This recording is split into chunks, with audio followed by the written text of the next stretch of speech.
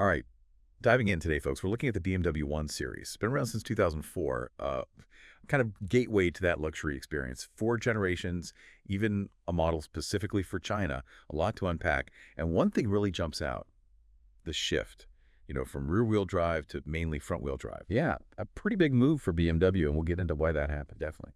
So we've got a ton of sources here, and we're going to trace how the 1 Series evolved globally each generation, including that interesting pause in India, the tech, the looks, what the experts say, how it stacks up against the competition, safety, pricing, all that good stuff. And ultimately, what it means for you, the buyer, in this super competitive world of compact luxury cars. But first, let's rewind back to the beginning. Those early 1 Series, they were rear-wheel drive, right? Yeah. Pretty rare for a hatchback, I'd say. You're right, it was, and that really set it apart, gave it that sporty feel, even in their smallest car. Long wheelbase, short overhangs, that all played into the handling too and gave it a distinctive look. And for its time, features like the optional iDrive system were pretty advanced. Oh, and don't forget that 2-stage brake light, a neat little safety touch. Right, and let's not forget the variety of body styles. 3-door, 5-door, coupe, convertible. Yep, they covered all the bases there. And it's important to remember this first generation, it kind of took over the entry-level spot from the old 3 Series compact. Interesting. Okay, so that first gen ran from 2004 to 2013. And we even saw that performance monster, the 1 Series M Coupe. Real driver's car, definitely a predecessor to the M2. Then came the second generation, 2011 to 2019, the F20 and F21.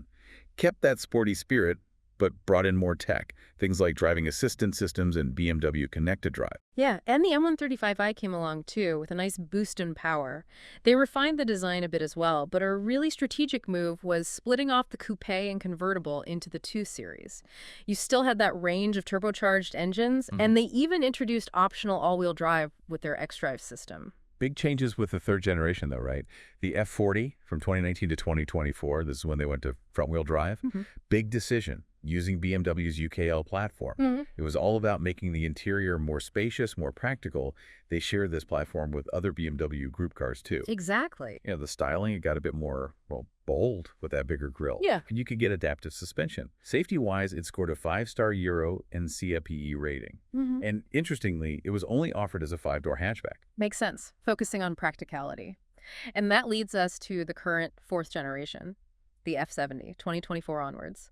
Basically, an evolution of the F40, still front-wheel drive, using the updated UKL2 platform, still only available as a 5-door hatchback. Initially, at least, it's petrol engines only, all with that 48-volt mild hybrid tech for better fuel efficiency. So are they going all in on electric soon, then? It's definitely the direction the industry is heading, but for now, they're focused on this mild hybrid approach. Okay. But yeah, the design is sharp, with a revised drive system and some tweaks to the chassis. It's slightly larger overall, and you can now get that contrasting roof. Oh, yeah, I've seen that. It looks pretty cool. It does. The front has a flatter design with a new grille and those vertical LED headlights. And we shouldn't forget the China market F52 sedan, which ran from 2017 to 2023. Oh, right. The one built specifically for China and later Mexico. Yeah. Shows how BMW adapts to different tastes around the world. So today, globally, in places like Europe and Australia, you've got the 4th-gen models, the 120, the M135 xDrive, all petrol mild hybrids, front or all-wheel drive. What's the story in India, though? India is a bit of a unique case. The 1 Series is actually discontinued there right now. The last models they sold were the 2nd generation F20, the 116i petrol, and the 118 diesel, both rear-wheel drive. We even have those last recorded prices. Interesting thing is, BMW has filed a design patent for this latest 4th generation model in India. So it might be making a comeback. Could be. It's definitely a sign they're keeping their options open.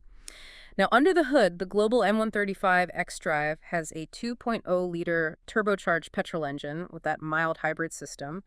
Puts out around 300 to 317 horsepower, 400 to 450 newton meters of torque.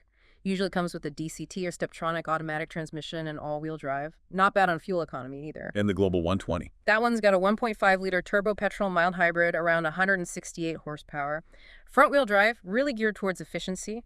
The last India models, since they were rear-wheel drive, had a 1.6-liter petrol in the 116i and a 2.0-liter diesel in the 118. So yeah, you can really see that global shift towards petrol hybrids and away from rear-wheel drive. Big changes. For sure. And the design has evolved too. The new F70, it's got that distinctive front end, sharp side profile, recognizable rear. And now you've got the option for a contrasting roof color. Yeah, it adds a bit of personality. What about the inside? Inside the F70, it's all about the BMW curved display. Really dominates the dashboard. Fewer physical buttons, more of a digital experience. The F40's interior still had that driver-focused premium feel though. And when it comes to personalizing your 1 Series, there are a lot of choices. You've got trim levels like Standard, Sportline, and M Sport. Each one has its own unique look. Tons of exterior paint options, including BMW individual. Lots of choices for interior materials and trims, too. Plus, different M-Light alloy wheel designs. And then there's a whole aftermarket scene for those who want to take customization even further.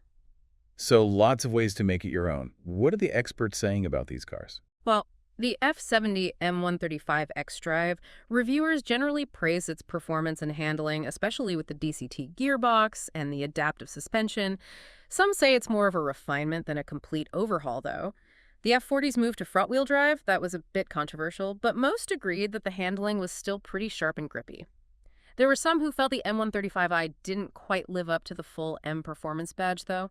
But in general, comfort and refinement have improved with each generation, especially in this latest F70. The cabin's quieter, the ride is smoother. And the tech. The new tech in the F70, like BMW Operating System 9, that's been well received.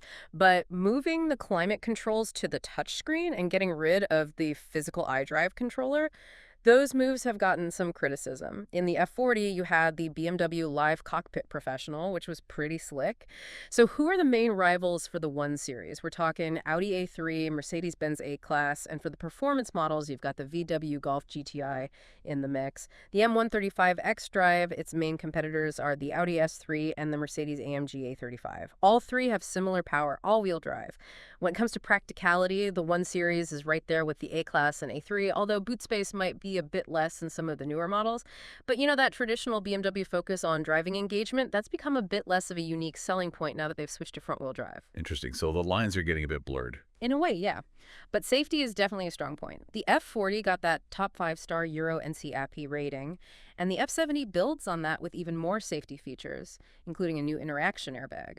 They've also got a really comprehensive suite of driver assistance systems, and standard safety equipment is pretty extensive across the whole 1 Series range. All right, last but not least, let's talk pricing. As you might expect, it reflects the premium positioning of the 1 Series, and it varies a lot depending on where you are in the world.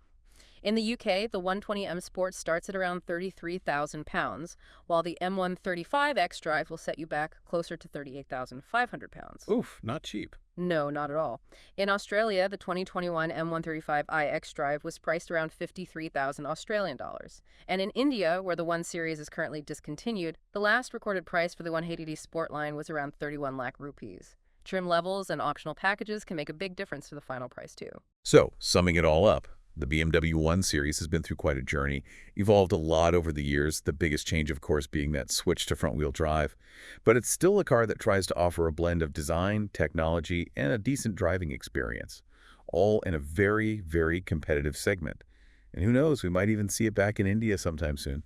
And that brings us to something for you, the listener, to ponder. With this fundamental shift to front-wheel drive, has BMW changed the core identity of its entry-level car? What does this mean for the brand's future in the world of compact luxury cars? Definitely something to think about. Thanks for joining us on the Deep Dive, everyone. Until next time. See you then.